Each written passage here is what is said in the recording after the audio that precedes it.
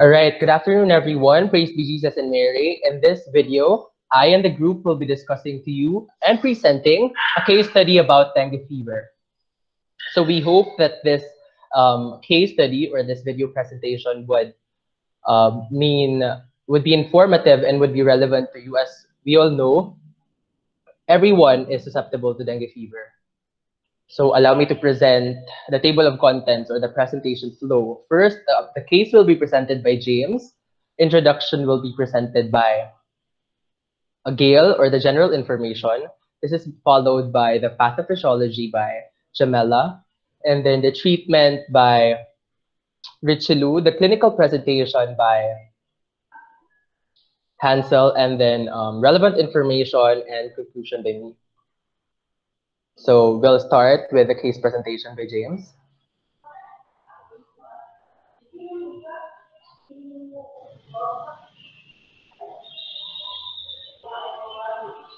Thank you, Bon. So, this case study focuses on Sudhir Kumar, a 36 years old Indian man who visited his primary care provider and reported flu-like symptoms including nausea and fever.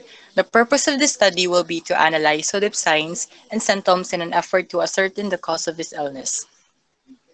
So, chief complaints. Since returning to Reno from India, I have been experiencing flu-like symptoms. A rash has also been developed on my legs.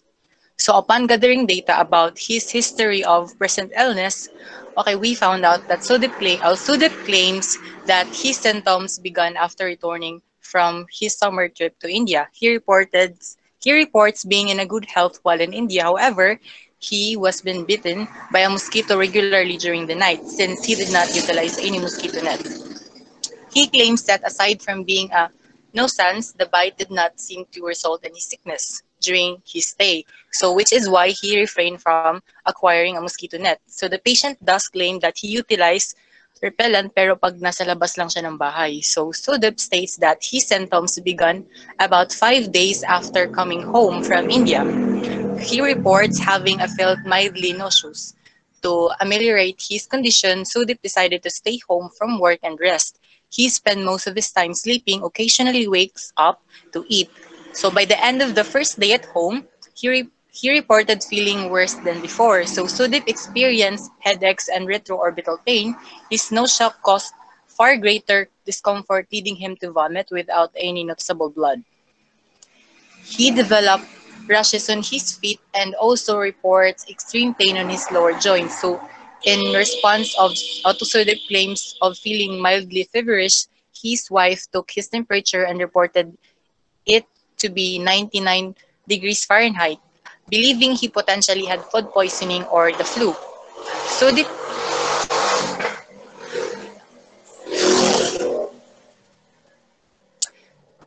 So the person that a good night rest would make a difference by morning. However, his symptoms had only progressed by the following day. Sudip reported feeling weak and having trouble maintaining balance. While upright, he vomited several times more.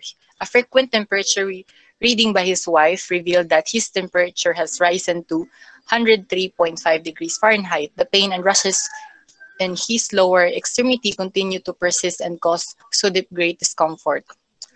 Then, based naman sa kanyang past medical history, Sudip has no significant past medical history and has not been hospitalized. Then, some medication niya naman is that Sudip is currently not taking any prescription or over-the-counter medicine.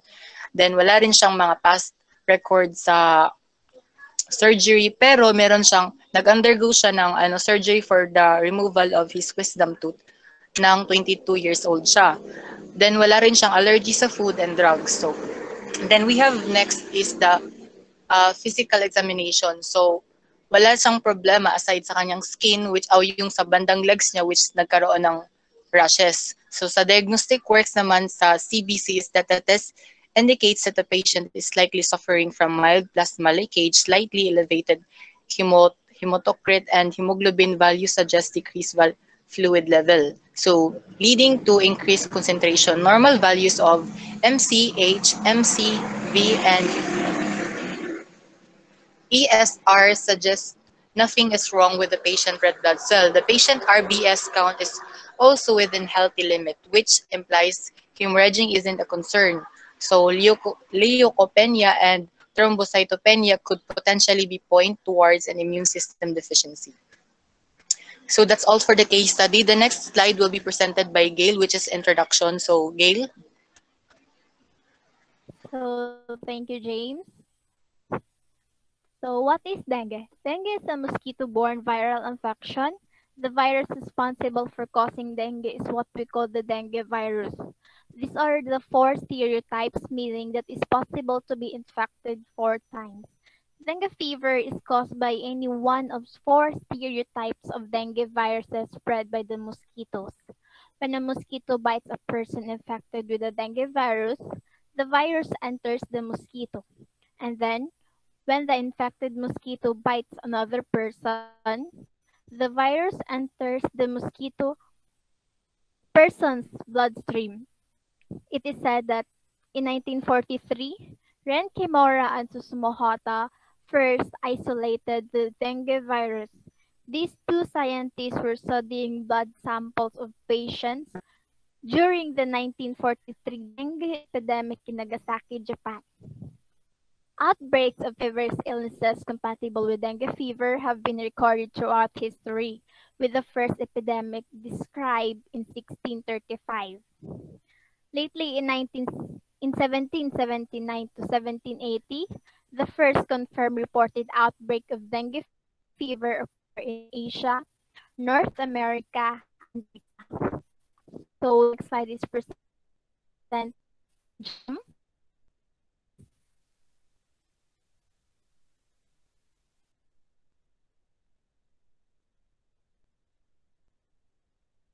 Oh, kana. 5 days after the patient returned to Rana from India, he have been experiencing flu-like symptoms. These include fever, chills, headache, muscle or body aches, cough, sore throat, runny nose, fatigue, nausea, vomiting, and diarrhea. A rash has also developed on his legs. He also reported of having felt mildly nauseous. In order the patient to become better with his condition, he decided to stay home from work and rest. However, by the end of the day, he reported feeling worse than before. So did experience headaches and retroorbital pain. Retroorbital pain means the pain behind the eyes, or the dengue fever can impair the vision, ranging from mild blurring of vision to catastrophic and severe blindness. He, deve- um, li- he developed rashes on his feet and also reported extreme pain in his lower joint. His temperature is reported to be 99 degrees Fahrenheit, or in Celsius it is 37.22 degrees Celsius, and it can be increased to 104 Fahrenheit or 40 degrees Celsius. And symptoms have progressed by the following days. So, what happened to the patient is that after the patient got bitten of the infected mosquito, the dengue virus enters his body and replicates within cells of the mononuclear phagocyte lineage, such as monocytes and B cells. Additionally, infection of mast cells, Dendritic cells, and epithelial cells are known to occur. Thereafter, the patient may either recover or progress to the leakage phase, lead, um, leading to the dengue shock syndrome. To the persons who are infected by the dengue virus, they have differences in antibody, cytokine, and T cell responses are seen among patients with complicated dengue fever or dengue shock syndrome. So that's all for the pathophysiology of the dengue fever, and the next presentation will be presented by Richilo.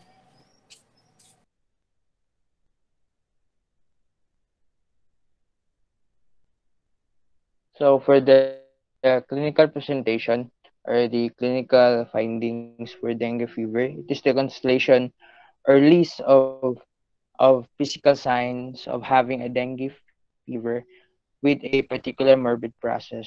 These are the observations that will actively acquire object information from a primary source, or it's like the pre-observations to determine the specific diagnosis. So first, we have the incubation period.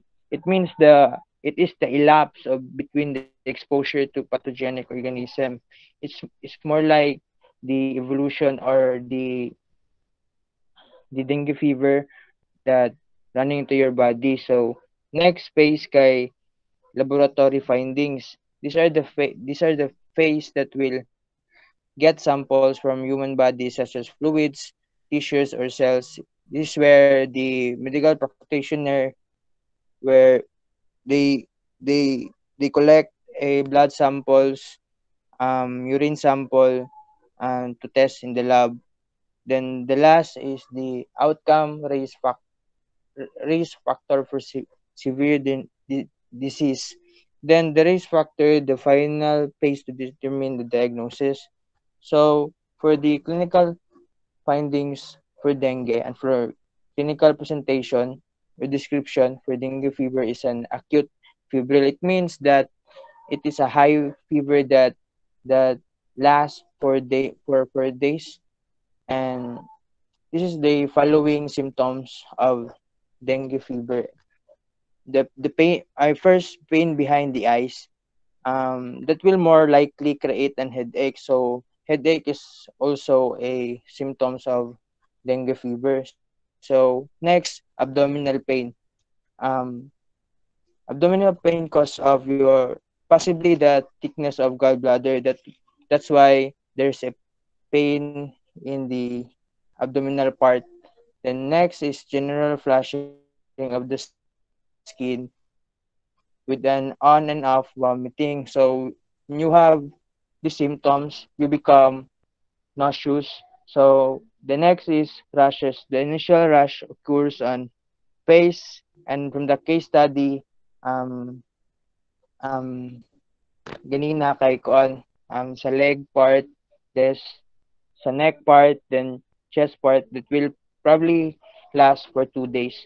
So for the clinical findings, it's progression to severe dengue occur in the late febrile phase around the time of defersence and include persistent vomiting, severe abdominal pain, fluid accumulation or dropsy or hydropsy or swelling, and also the difficulty of breathing, lethargy, and relentlessness. And also the critical phase of dengue fever begins at typically it lasts 24 to 48 hours or probably 2 days. So that's all for the clinical presentation, and let's go for the treatment. For the treatment, since illness was detected early for SUDEP and dengue hemorrhage fever or dengue shock syndrome were not considered the cause of illness, hospitalization is likely not required. The dengue fever, there is no specific medicine to treat dengue fever but there are regimens for it. It is advised that SUDEP achieves a high intake of fluid to maintain proper body fluid level and alleviate the consequences of plasma level leakage. For pain management, SUDEP can take acetaminophen but avoid aspirin and other anti-inflammatory medication due to increased risk of bleeding. SUDEP's friends and family are in no danger of contracting the illness themselves. Following this regimen, SUDEP should regain his health fairly expeditiously. If the illness persists or worsens, SUDEP should seek further medical attention and consider hospitalization. Next slide is Von Bagatan for the relevant information.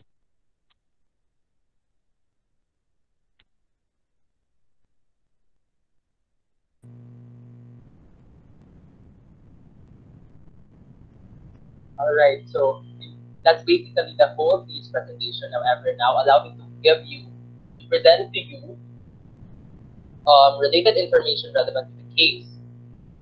And we chose this information because it's often confused as dengue fever. However, it's not. It's a different infection. So let's get to know about it more now. That's the chikungunya. It is an infection caused by the chikungunya virus and transmitted by the bite of infected mosquito. The most common symptoms of chikungunya virus infection are fever, joint pain, or rash. Chikungunya virus outbreaks had been identified in countries in Africa, Asia, Europe, and Indian and Pacific Oceans. Chikungunya virus disease became a nationally notifiable condition in 2015. So its symptoms and way of transmission is similar to that of the dengue fever or dengue fever virus. So they are both then viral infections which are spread through Aedes mosquito in contrast to Anopheles mosquito that is associated with malaria. However, they are caused by different forms of viruses. Chikungunya is caused by Lugiviridae alphavirus, while dengue is caused by Flaviridae flavivirus. So that's the main difference. Now, allow me to conclude with to wrap things up with key facts about dengue fever or about dengue in general, according to the World Health Organization. So, dengue is a mosquito-borne viral infection. It is the virus responsible for causing dengue is called the dengue virus or the dengue, and there are 4 dengue serotypes, meaning that it is possible to be infected 4 times. Severe dengue is the leading cause of serious illness and death in some Asian and Latin American countries. Thus, it requires management by medical professionals.